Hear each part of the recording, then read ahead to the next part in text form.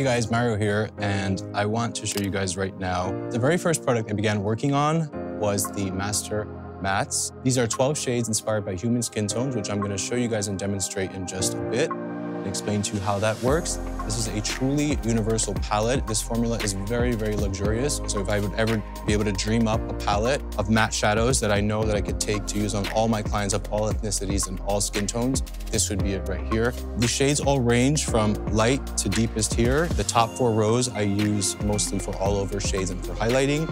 And the second and third rows I use for contour and definition and crease. So I have Larissa here and I'm going to demonstrate using the Master Mattes palette. I'm gonna start out with the E3 brush, which is a perfect sort of all over brush to create a smoky eye. You could also use it on the crease, which I'm about to do. And I'm gonna take shade 9. These shadows, by the way, are not to be used wet. They're truly matte shadows, so these are used dry. I'm gonna show you guys what I do sometimes just to sort of buff out and soften the edges. I take the Master Prep and Set, take the translucent powder, all of the edges there, and it softens and blurs. So if you ever make a mistake, if you ever put too much product on, you don't have to worry. You take a little bit of the Master Prep and Set blurring powder and you go right over it, it softens it, makes it perfect. And now using the E4 brush, this is a flat brush that I like to use to pack color on with. I'm going to take shade number 3 here, which is more of a pink undertone, and I'm going to use that right on the eyelid.